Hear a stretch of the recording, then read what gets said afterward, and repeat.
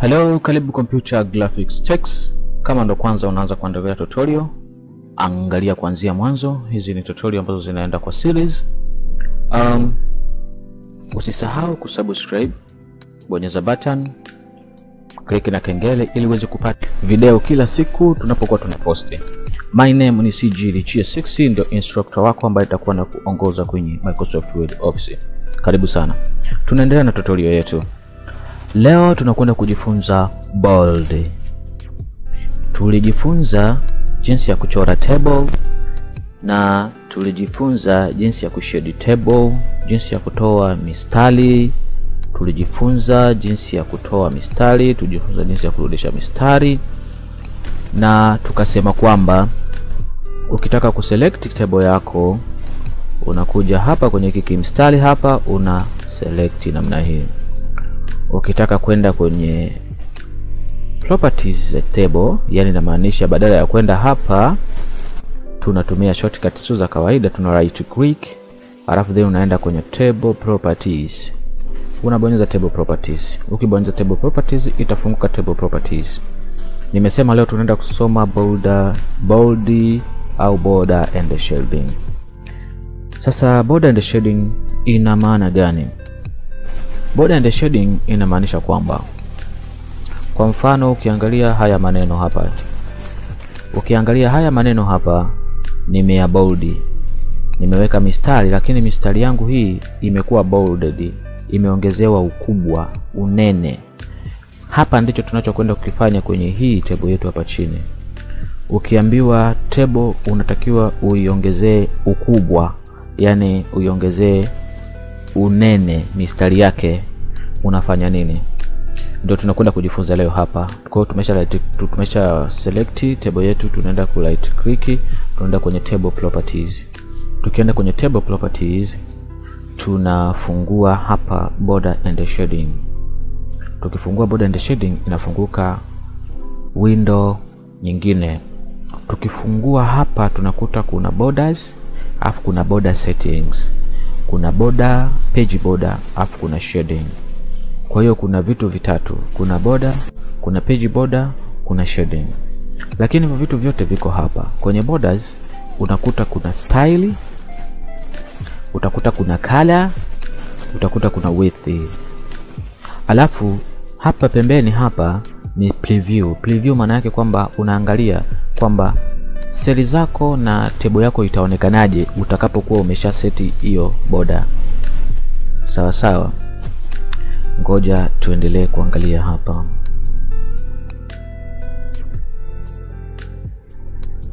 Haya, tunaendelea. Kwa hiyo sasa tutakwenda kuona hizi leo, tutaenda kusoma hizi border and bold and shading. Kwa mfano tukianzia kwenye nani. Ukibonyeza kwenye nani hapa, nani maanisha kwamba hakuna chochote, yani zile mistari yote inatoka. Na ukiangalia hapa kwenye preview inakwambia click on the diagram below or use the button to apply borders. Hapa kwenye nani inakuwa hakuna mstari wowote, ila ina maneno yatajipanga kulingana na cells zilivyokuwa zimekaa toka mwanzo. Tukitaka ku apply border manually tunaweza tukaklik tu hivi, tukiklik hapo inaingia border. Na ukishaanza kubonyeza tu hapa tayari huyu nani set kwenye nani hapa inatoka, inakupeleka kwenye custom. Sehemu ya custom kwamba ni wewe unaamua sehemu gani kwa kuna border. Kama nilivyobonyeza hapa, nikiendelea kubonyeza, nikabonyeza hapa chini, nikabonyeza hapa pembeni, nikabonyeza hapa pembeni, tayari hapa nakuwa nimeshaweka border za nje. Nikibonyeza hapa ndani naweka border za ndani. Kwa hiyo border yangu itaonekana hivi na ukubwa wa mistari utaonekana hivi. Sawa sawa. Kwa sasa tukishaamua kwamba border zetu ziwe hivi zote, au tutoe, kwa mfano hapa nasema box iwe hivi tu peke yake, au iwe all kama tulivyokuwa tumeweka border ziwe pote, yani isitoke mstari hata mmoja, au kwa kuna grid. Okay? Kwa kuna grid. Kwa hiyo unaamua sasa mwenyewe sasa kwamba sasa border yangu iko hivi, nataka kushade au nataka kufanya iwe mikubwa. Sawa? Tunachokifanya tuna kwa mfano hapa tunataka kushade labda kwa mfano hizi border za nje ziwe pana, ziwe kubwa. Kwa tunachokifanya, kuna style hapa tofauti tofauti. Unataka border ya style gani? Umeelewa? Style zipo tofauti tofauti. Kuna mistari kama hii, ukibonyeza inakuwa namna hii. Kuna mistari kama hii, ukibonyeza inakuwa dot dot. Style zipo tofauti tofauti. Kwa hiyo unachagua tu kwamba nataka border za aina gani. Unaelewa? Nataka border za aina gani. Hapa kinachoonesha hapa ndicho tukiklik okay kitakachokuwa hapa kwenye kwenye table yetu. Sawa sawa. Kwa hiyo ukiangalia hapa border zipo za aina nyingi. Sisi tuchague tu hii border ya juu. Lakini color yetu hapa ya border tuweke iwe nyekundu au like this, iwe color hii hapa. Afu ukubwa wa upana wa huo mstari wetu sasa uwe ni kama huu hapa. Huu hapa hivi ndio unakuwa poa sana. Ukiangalia hapa unaona jinsi ilivyokaa kwamba tayari tumeweka borders na zimekuwa pana na table yetu ndivyo itakavyoonekana. Then kwa sababu hizi border tumeziongezea upana hapa ni 2 na ni 2 na robo. Sawa? Kwa hiyo tukiklik okay, tukaklik na hapa okay, unaangalia border zetu zilivyokaa. Border zetu unaona zilivyokaa. Tayari border zinakuwa kubwa. Kwa hiyo tulishafundishana jinsi ya kumerge, jinsi ya kufanya nini. Kwa hiyo the way unavyotaka border yako iwe au table yako iwe, utafanya jinsi wewe unavyohitaji.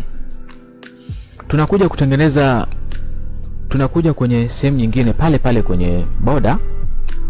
Right click, tunaenda kwenye table properties, tunakuja kwenye border pale kwenye border and shadings. Tunakuja hapa tumeshaweka labda tuseme border yetu ziko hivi. Lakini hapa chini kuna apply to. Mwanzoni hapa tumeapply border zetu kwenye nini? Kwenye table.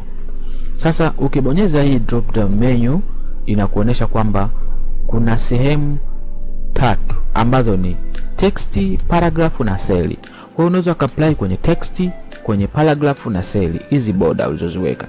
Kwa mfano tukibonyeza kwenye text, ina maana kwenye text tukiangalia unahitaji border ya aina gani. Kuna kwa mfano hapa kama unaona hapo sehemu imekupa mfano wake kwenye preview yetu kwamba hapa kuna sehemu imeandika richie. Sasa inakuonesha kwamba itakuwa na kiboda cha ndani hivi. Yaani hilo neno litakuwa au hilo jina litakuwa na kiboda cha ndani. Kwa hiyo ukiangalia hapa ukiklik okay, ukiklik okay, unaona kabisa kwamba haya maneno tuliyoandika ndani yanakuwa na nini? Na border za ndani. Kwa hiyo the same ways hivyo vingine vya chini. The same ways kama hizi za hapa chini. Kama hapa tukiapply to cell kwamba cell iwe ndio ina border, au tunaweza tukaapply to paragraph tukawa tuna border peke yake. Sawa? Kwa mfano tukasema kwamba tuna border ya pembeni na huku hivi. Okay?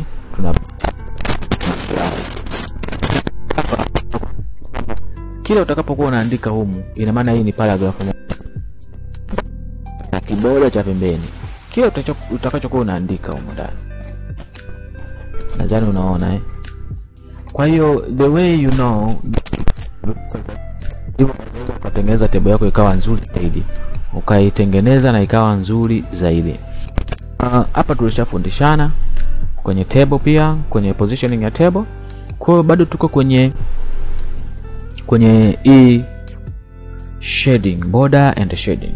Kwa hiyo ukija hapa kwenye border ndio ambacho tumeshakifanya. Yaani tumefanya shortcut kwamba tumekuja kwenye border. Unaweza ukaweka art kwa mfano border yako ikawa na haya manani kama hivi inavyoonekana, au na ukubwa ukapunguza ukaongeza, umeelewa, au ukubwa ukapunguza kwa vitu kama hivi. Ukija kwenye shading pia hapa inakuonyesha clear color ziko hapa za aina tofauti tofauti. Okay, labda dark color ndani ambao una shade color, hapa una shade border color, hapa una fill, hapa una ni pattern styles color automatic color mle ndani kwenye border umeshade kama hivi itakavyoonekana. Unaona nadhani.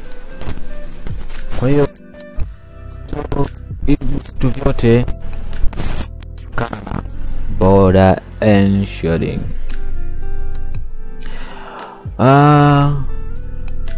Tumetoka kwenye borders, sasa tunaenda kwenye cell, kwenye kipengele cha cell alignment. Kwenye cell tukija hapa, ukiangalia hapa kuna column, kuna cell. Tunakuja hapa kwenye cell. Kwenye cell alignment hapa kama vile hivi, kuna top, kuna center, alafu kuna bottom. Kwa hiyo hapa cell zinakuonesha kwamba maneno yako ulioandika kwenye cell humo ndani unataka yakae juu ndani ya cell, au unataka yakae katikati kwenye cell, au unataka yakae chini kwenye cell. Hapa juu kuna size ya cell, kwamba kiseli kimoja hiki kina size gani. Kwa mfano hapo ukitia vema hapa, ukitoa hii, inamaanisha kwamba preferred width ni 1.17, lakini hii inakuwa measured in inches. Hizi zinakuwa measured in inches na percentage. Sawa? Kwa hiyo ni wewe unavyohitaji kwamba unataka uongeze ukubwa wa seli, labda tuseme iwe ni 2. Ukipiga okay, unaona zimepanuka, okay? Zimepanuka, zimekuwa kubwa. Okay. Hivyo. Kwa hiyo hapa kwenye cell alignment nadhani tumeona. Tukija hapa kwenye option chini hapa tunakuta cell margins. Cell margins, kwa mfano unataka ku wrap text options ambazo ziko hapa. Kwa mfano ukisema wrap text itakaa kama vile jinsi ulivyoiandika. Yaani kwenye hiyo cell itakaa kama text yangu hapa nilivyoiandika. Lakini kwa mfano nikija hapa, nikasema ni mark hii hapa, hii computer peke yake, alafu ni right click, nije kwenye table properties, alafu nije kwenye cell, nije kwenye option, alafu niseme fit text. Sawa? Fit text lazima itahitaji fit kwenye kile center. Ni click okay, Nadhani unaona imepanuka mpaka imefiti kwenye hii kiboma kizima. Kwa hiyo inaonesha kabisa kwamba inafiti kwenye kiboma kizima. Lakini mara nyingi huwa hatutumii hii, au utatumia hiyo kama utakavyopenda wewe kulingana na matumizi yako unavyotaka wewe mwenyewe. Lakini mara nyingi huwa tunatumia wrap text. Sawa? Ukibonyeza wrap text inabaki kama ilivyokuwa mwanzo, kama hivi unavyoona hapa. Hapo tulikuwa kwenye cell alignment. Okay? Na hapo nadhani tutakuwa tumemaliza kwenye tables. Kuhusu table tutakuwa tumemaliza kabisa. Kipindi kijacho tutasoma, nadhani tutaingia kwenye hizi nani zingine zinazo kwenye illustration.